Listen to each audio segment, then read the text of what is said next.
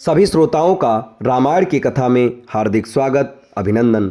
आज के इस वीडियो में आप सभी के सामने प्रस्तुत है रामायण की कथा का एक शीर्षक जटायु की मृत्यु। बढ़ते हैं कहानी की तरफ।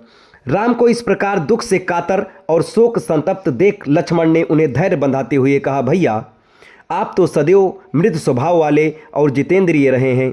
शोक के वशीभूत होकर आप अपने स्वभाव का परित्याग मत कीजिए। हे रघुकुलभूषण, कितने ही महान कर्म अनुष्ठान और तपस्या करके हमारे पिता महाराज दशरथ ने आपको प्राप्त किया है। आपसे वियोग हो जाने के कारण ही उन्होंने अपने प्राण त्याग दिए।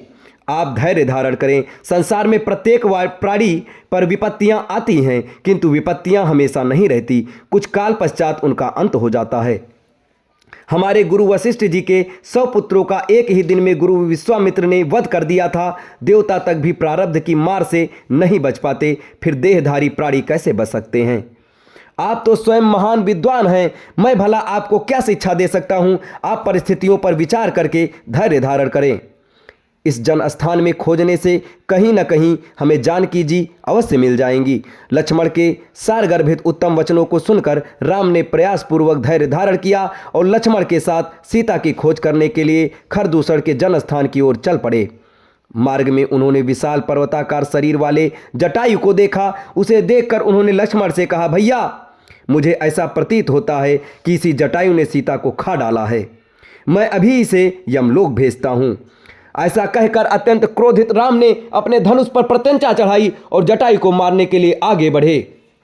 राम को अपनी ओर आते देख जटायु बोला, आयुष्मान, अच्छा हुआ कि तुम आ गए। सीता को लंका का राजा हर कर दक्षिण दिशा की ओर ले गया है और उसी ने मेरे पंख को काटकर मुझे बुरी तरह से घायल कर दिया है। सीता की पुकार सुनकर मैंने उसकी सहायता के लिए रावण से युद्ध भी किया।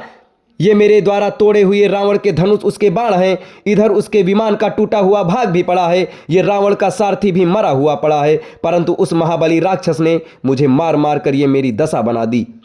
वह रावण विश्रवा का पुत्र और कुबेर का भाई है। इतना कहकर जटायु का गला रूंध गया, आंखें पथरा गईं और उसके प्राण पखेरु उड़ गए।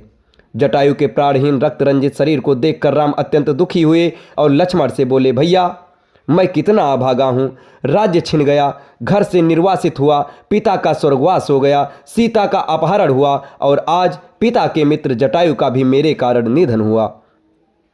मेरे ही कारण इन्होंने अपने शरीर की बलि चढ़ा दी है। इनकी मृत्यु का मुझे बड़ा दुख है। तुम जाकर लकड़ियां एकत्रित करो। ये मेरे पिता तुल्य हैं, इसलिए मैं अपने हाथों से इनका दाह संस्कार करूंगा।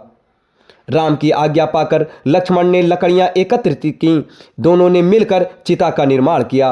राम ने पत्थरों को रगड़कर अग्नि निकाली, फिर द्विज जटायु को शरीर के सभी चिता पर रखकर बोले, हे पूज्य गृद्धराज, जिस लोक में यज्ञ एवं अग्निहोत्र करने वाले, सम्रांगण में लड़कर प्राण देने वाले और धर्मात्मा व्यक्ति जाते हैं, उसी लोक को आप प्रस्थान करें।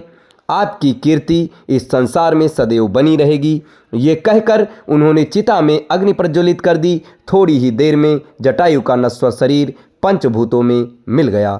इसके पश्चात दोनों भाइयों ने गोदावरी के तट पर जाकर दिवंगत जटायु को जलांजलि दी। अब इसके आगे की कथा आपको अगले वीडियो में बताई जाएगी। तब तक हमारे साथ बने रहें। धन्यवाद।